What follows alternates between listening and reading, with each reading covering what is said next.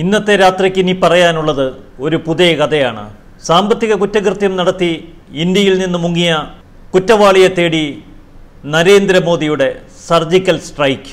രാജ്യം വിട്ട കുപ്രസിദ്ധ കുറ്റവാളിയെ തിരികെ എത്തിക്കാൻ ഇന്ത്യ തയ്യാറെടുക്കുന്നതായാണ് ഇപ്പോൾ റിപ്പോർട്ടുകൾ വരുന്നത്.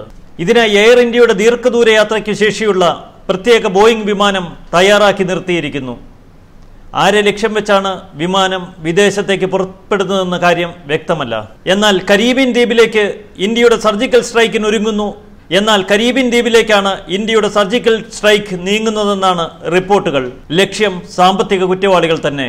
ലോക്സഭാ തെരഞ്ഞെടുപ്പ് പടിവാതിൽക്കൽ നിൽക്കെ സാമ്പത്തിക കുറ്റകൃത്യം നടത്തി നാടുവിട്ടവരെ തിരികെ എത്തിക്കാൻ വിപുല പദ്ധതി ഒരുക്കി മോദി. കോടികളുടെ വായ്പയെടുത്ത് തിരിച്ചടയ്ക്കാതെ വിദേശ രാജ്യങ്ങളിലേക്ക് കടന്ന് മുങ്ങിയവരെ ഇന്ത്യയിലെത്തിക്കാനുള്ള പ്രത്യേക ഓപ്പറേഷൻ.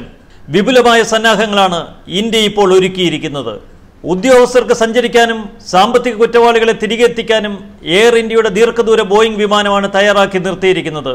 CBI എൻഫോഴ്സ്മെന്റ് ഡയറക്ടറേറ്റ് ഉദ്യോഗസ്ഥരാണ് ദൗത്യത്തിൽ പങ്കാളികളാവുക.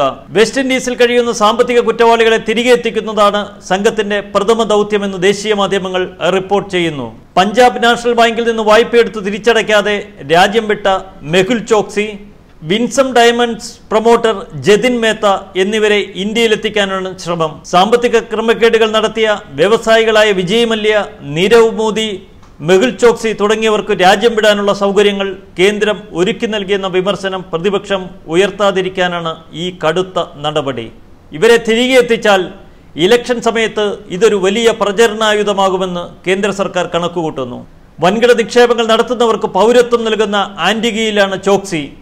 അവിടെ പൗരത്വമെടുത്ത ചോക്സിക്ക് 132 രാജ്യങ്ങളിൽ വിസയില്ലാതെ സഞ്ചരിക്കാം. ചോക്സി ഉൾപ്പെടെയുള്ളവർ കരീബിയൻ ദ്വീപുകളിൽ ഉണ്ടാകുമെന്നാണ് ഉദ്യോഗസ്ഥർ കരുതുന്നത്. ഇവരെ കസ്റ്റഡിയിലെടുത്ത് എവിടെയും തങ്ങാതെ എത്രയും പെട്ടെന്ന് ഇന്ത്യയിൽ തിരിച്ചെത്തുന്ന സർജിക്കൽ സ്ട്രൈക്ക്, അതാണ് ഇന്ത്യ തയ്യാറെടുക്കുന്നത്. അതിനാണ് ഇന്ത്യ തയ്യാറെടുക്കുന്നത്.